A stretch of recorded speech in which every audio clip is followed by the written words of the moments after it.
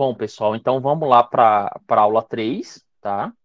Que é basicamente o Código Tributário Nacional, é, Código Tributário Nacional, obrigação e crédito tributário. Ok? Os nossos objetivos de aprendizagem dessa aula é compreender que o crédito tributário somente é constituído após um processo administrativo chamado de lançamento, aprender quais são as etapas para que uma pessoa se torne devedora de um determinado tributo, ou tecnicamente, para que se torne sujeito passivo da obrigação tributária, e estudar as hipóteses de exclusão do crédito tributário, que são a isenção e a anistia. Eu creio que a isenção, esse terceiro ponto, está mais para a aula 4. Tá? Primeiro ponto, a obrigação tributária. Como é que nasce a obrigação tributária? A gente falou tem que ter lei para instituir a cobrança de determinado tributo. Sim, a obrigação tributária, aliás, o tributo ela vai nascer nessa ideia da lei que vai instituir e ela vai disciplinar como vai acontecer aquilo, certo? Como é que aquele imposto vai ser cobrado? Qual vai ser, como a gente diz, qual vai ser a hipótese de incidência, qual vai ser o fato gerador, quais são as situações possíveis e não possíveis, quais são as situações que aquele imposto não vai ser cobrado, ok? Então, é imprescindível que haja lei, o item A, certo? Que preveja qual fato gerador do cotidiano humano, da sociedade, será tributado por aquele imposto, e alguém que pratique o fato descrito naquela lei, chamado fato gerador. Se eu não tenho essa pessoa que pratique o fato gerador, eu apenas vou ter uma hipótese de incidência, uma possibilidade de que venha a ser cobrado aquele imposto. Essa é a ideia, tá? Então, quais são os elementos dessa obrigação tributária? Primeiro, eu tenho inicialmente o fato gerador, certo? Ou seja, é a materialização da hipótese de incidência, que essa hipótese de incidência vai estar prevista na lei daquele determinado tributo. Se eu tive o fato gerador, o segundo passo vai ser o lançamento.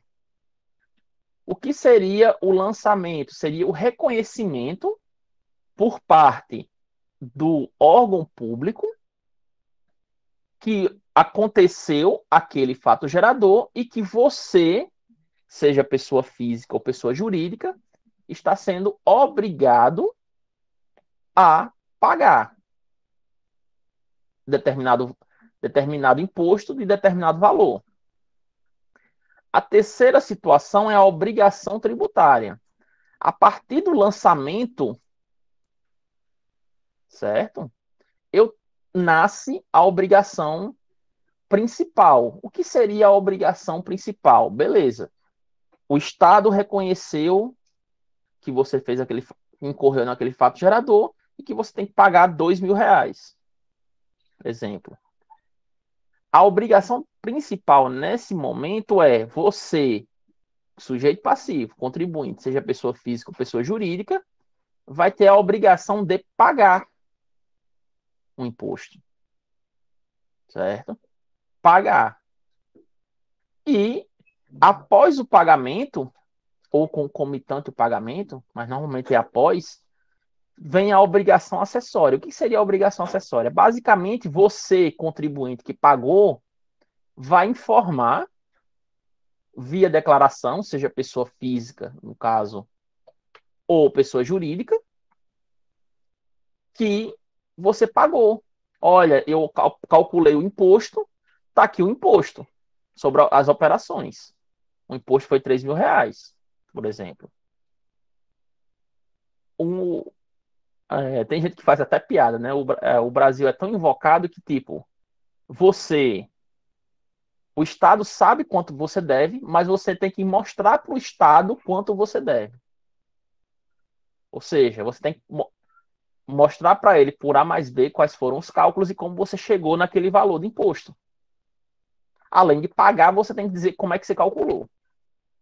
Essa é a ideia, certo? Apesar do Estado saber. Tem como cruzar informações e saber de tudo, ok?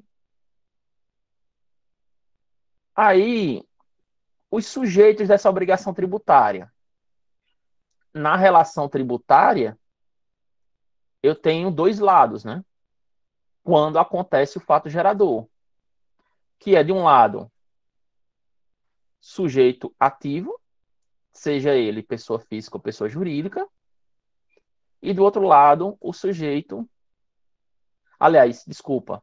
Sujeito ativo é a administração pública. Confundi, certo?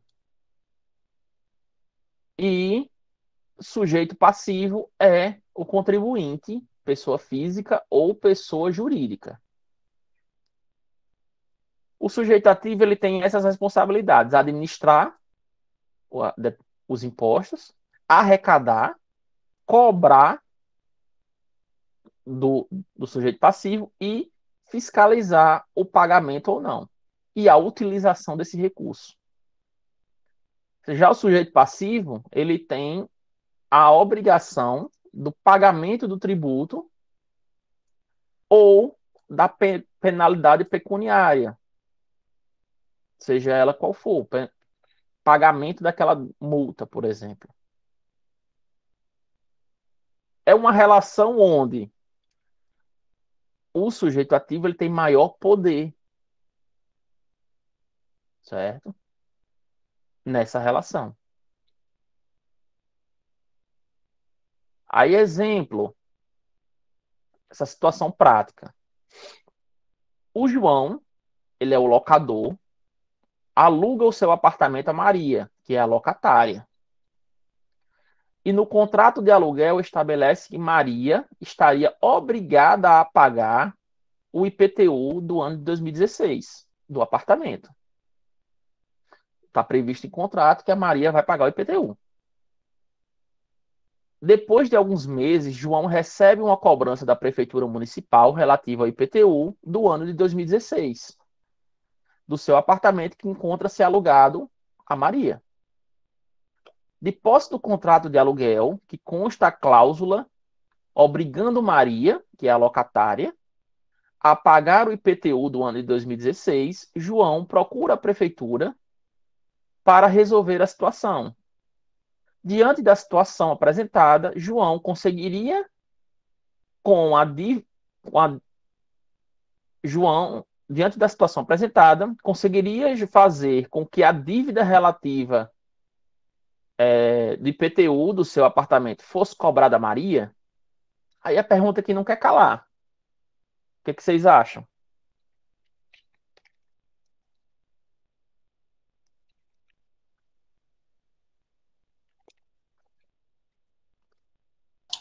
Como é, professor? João Complicado, conseguiria. professor. João conseguiria. A resposta que não quer calar. João conseguiria que a prefeitura cobrasse de Maria o IPTU?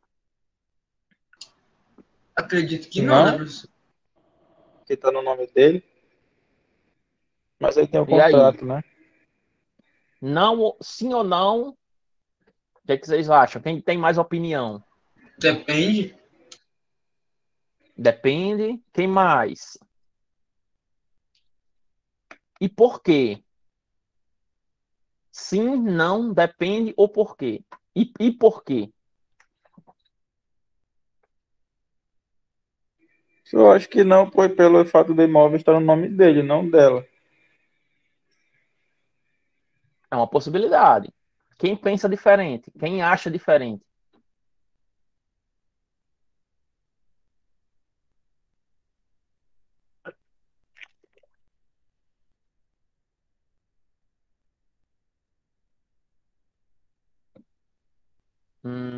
Tá, ninguém vai falar, então vamos lá. Primeiro, quem é o proprietário? João. João. Ei, professor, antes Primeiro. disso eu quero fazer uma pergunta. Esse ano de 2016 era um ano de locação para Maria? Sim. Então, Pronto, vamos colocar uma data específica. Vamos dizer que foi alugado para Maria em janeiro de 2016.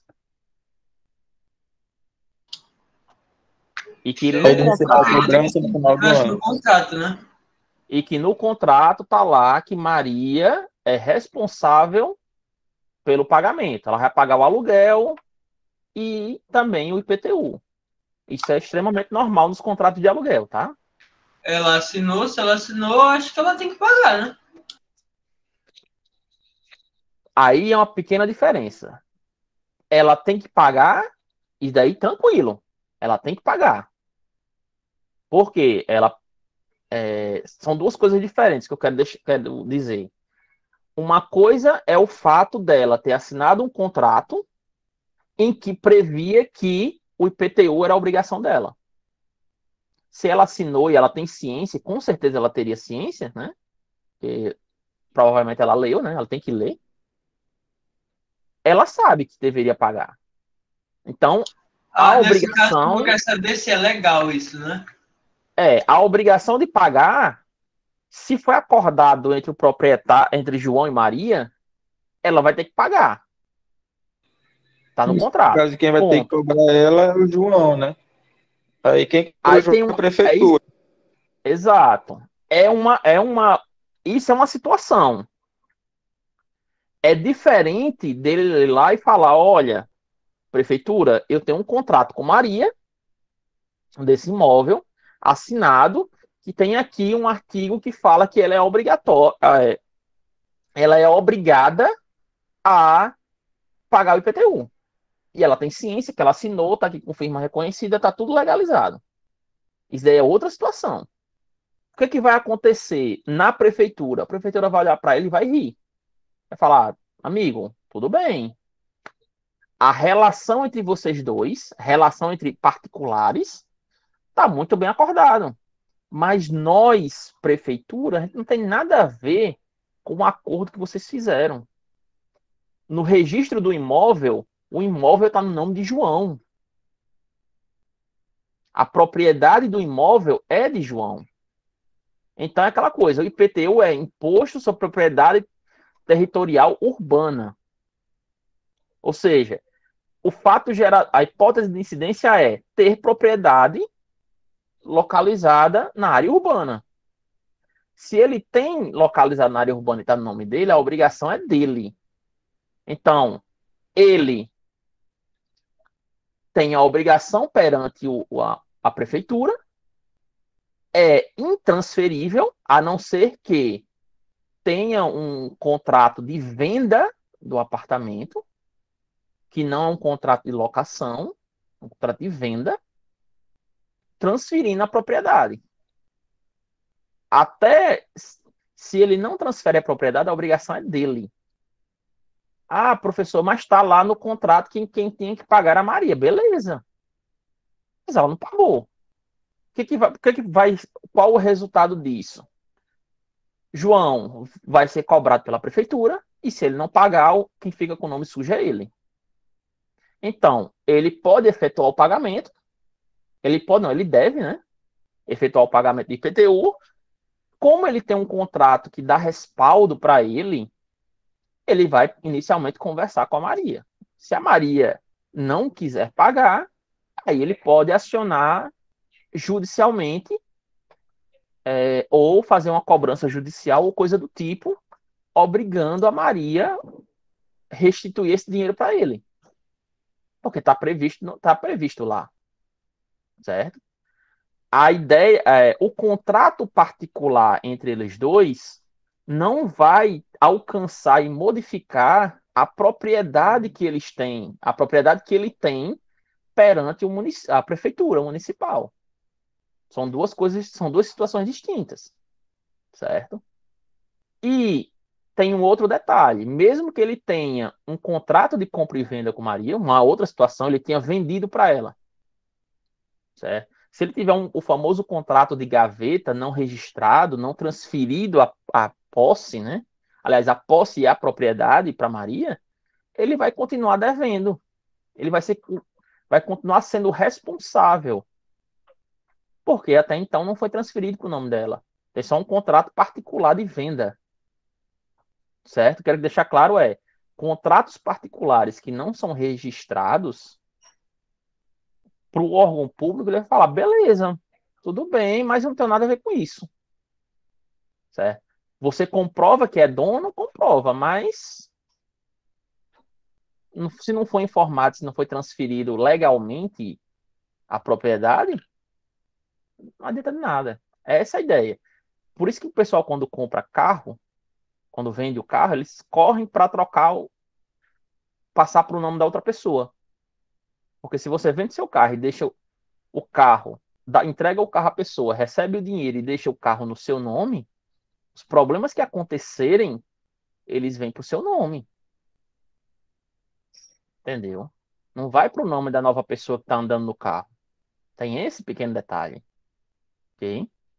Tem que ficar atento a esse tipo de coisa. Ok, pessoal? Alguém queria falar? Acho que o Sérgio ia abrindo o microfone. Isso, professor. Não, tá entendido. Ok? Até pergunta um ponto para mim, viu, professor? Ah, é? Uhum. Um ponto negativo. É, professor, desse incentivo aí que a galera participa mais desse jeito. Ó. Aham.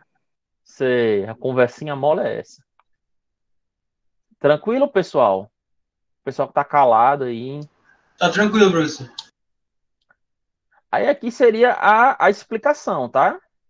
Artigo 123 do Código Tributário Nacional, salvo disposições de lei em contrário, as convenções particulares, ou seja, os contratos, é um exemplo de uma convenção particular, relativas à responsabilidade para o pagamento do tributo, não podem ser opostas à fazenda pública, para modificar a definição legal do sujeito passivo da obrigação tributária correspondente, ou seja, das obrigações tributárias correspondentes. Ok? Beleza, você tem seu contrato, ótimo, você tem um respaldo jurídico. Mas se não transformar aquilo em uma coisa legal, no caso da venda, né, especificamente, você vai arcar com as consequências. Aí o crédito, tranquilo até aqui? Tranquilo, professor. Aí o crédito tributário, quando alguém pratica o fato gerador, nos exatos termos descritos em lei, faz nascer a relação obrigacional de natureza tributária perante a administração pública. E dessa relação obrigacional que decorre o crédito tributário. O crédito tributário, a gente fala do ponto de vista da fazenda pública. Eles têm o direito a receber. Do ponto de vista do contribuinte, é um débito tributário. Tá? Tem isso.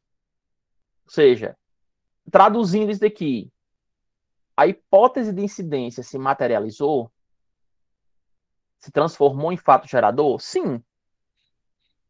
Então, a gente tem que já se fala em crédito tributário, em dívida, né? A gente falou lá em cima naquela sequência. Se não se materializou, não tem que se falar em crédito tributário. Ou seja, não tem que se falar em dívida do ponto de vista do contribuinte. Ok?